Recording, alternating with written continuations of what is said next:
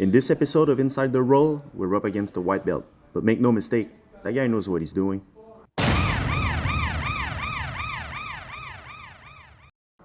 So right away, my opponent knee cuts on my right side. As soon as he does so, he's going to focus on my wrist and he's going to pin it with a staple. Then he's going to get a crossface. Then he's going to switch his feet with a windshield wiper right here. As soon as he does so, I know I have to move, so I free my hand. I go for an underhook with the same hand to prevent him from going to mount. He applies pressure with his shoulder in my face. So here, I have to do something, right? So I'm gonna frame in his face, in his neck, create a bit of distance, trying to catch him with a sneaky shoulder lock, as we can see here. He has a very good response going north-south, so instead of pushing in the frame, he's just gonna transition to north-south, and then I'm gonna be able to roll him over.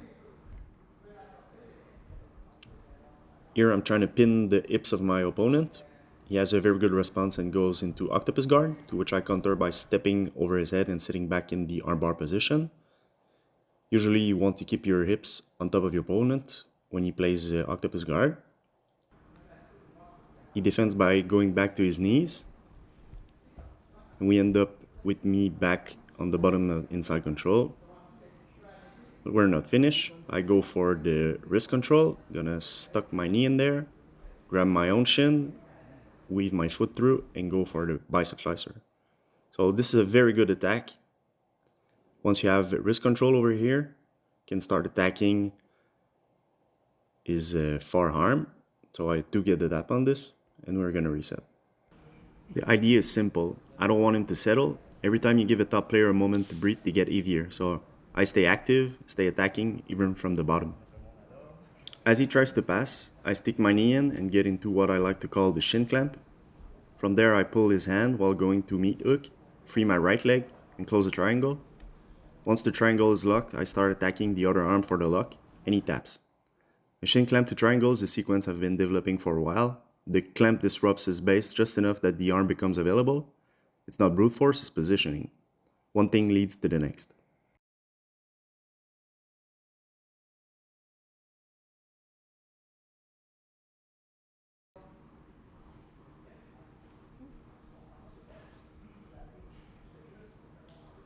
We reset.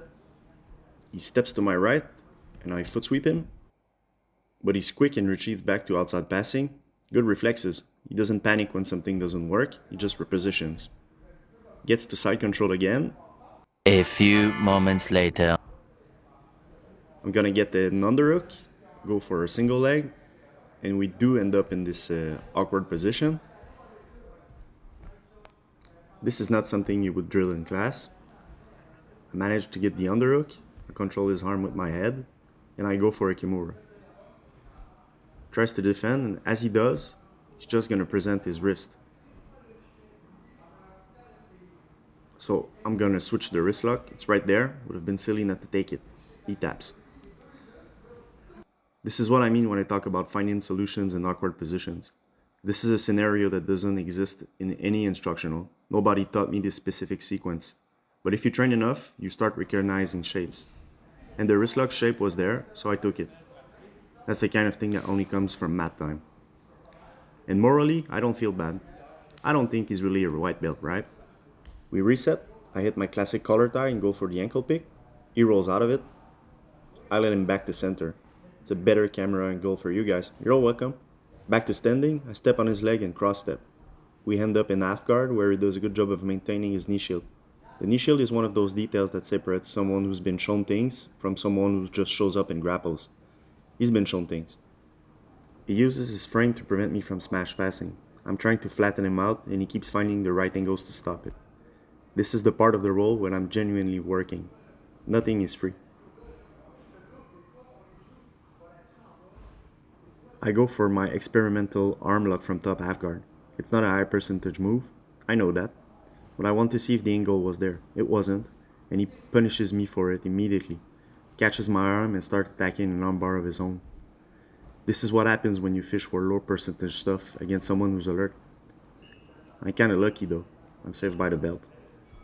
If that round would have went another 10 seconds, might have been tapping to a white belt. And honestly, good. That's the point of training. If nobody ever almost gets you, you're not learning anything. So that's the role. A white belt who trains no-gi only, moves well, and almost unbars me at the end.